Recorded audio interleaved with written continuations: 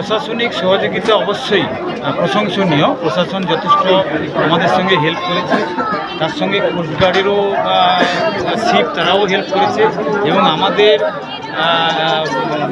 অ্যাসোসিয়েশনের পক্ষ থেকে 18 খানা ট্রলারকে আমরা ওখানে উদ্ধার করার জন্য ওখানে রেখেছিলাম। তো শেষমেশ আজকে সকালে ওই ডুবন্ত ট্রলারকে এখানে নিয়ে আসা হয়েছে লুথিয়ান দ্বীপের চরে, ওখানে লাগিয়ে দিয়ে আমরা পাম্পসেট দিয়ে জলটা তুলে দিতে তখন দেখা গেল যে ওখানে 8 জন মৃতদেহ আছে এবং একজন ছিটকে বেরিয়ে চলে গেছে, তাকে কিন্তু এখন পর্যন্ত পাওয়া যায়নি, তবে তল্লাশি চলছে। আমাদের অ্যাসোসিয়েশনের নিয়ম আছে, মালিক ওই প্রতিটা ফ্যামিলিকে একটা টাকা দেবে এবং মালিক ট্রলারের ওনার ওরা ইন্স্যুরেন্সও করে রেখেছে, তাতে ইন্স্যুরেন্সে 2 লক্ষ টাকা পাবে।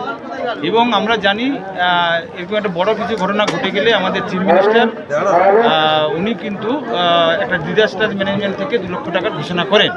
তো আমরা দাবি রাখছি যাতে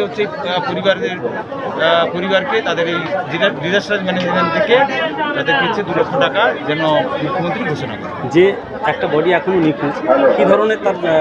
হ্যাঁ, আমাদের কোস্টগার্ডের শিপও আছে, কোস্টগার্ডের ডোনিয়ারও নাকি গেছে আমাদের কাছে যেটা খবর, এবং আমাদেরও ট্রলার, বেশ কিছু ট্রলার ওরাও কিন্তু সমুদ্রে তল্লাশি করছে এবং অনেক যারা ট্রলার আছে দূরবর্তী এলাকায় তাদেরকে ওয়ারলেস করেও জানিয়ে দেওয়া হয়েছে, তারাও যেন সামনে যদি ডেড বডি পায় আসতে দেখে তাদেরকে যেন উদ্ধার করে।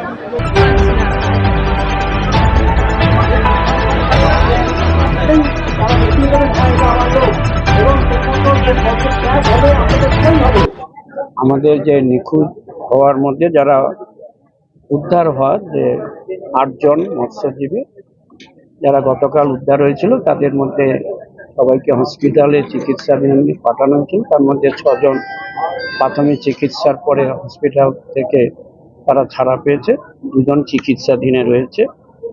একজন হচ্ছে হরেরাম দাস, পিতা মাখন দাস, শিবকালীনগর, আর একজন প্রিয়মোহন দাস, পিতা রেবতী দাস, মাইতি চক, কালীনগর, হারুটপাড়া। এই 2 জন এখন চিকিৎসাধীনে রয়েছে। আর নিখোঁজ যে 9 জনের মধ্যে এখনো আমাদের কাছে যেটুকু খবর এসে পৌঁছচ্ছে তাতে আমরা জানতে পাচ্ছি যে 8 জনের যারা সন্ধান পাওয়া গেছে, একজনকে পাওয়া যাচ্ছে না, সেটা নিয়ে এখনো তল্লাশি চলছে। আমরা 8 জনের যে সন্ধান পাওয়া গেছে তারা কিন্তু সবাই মৃত।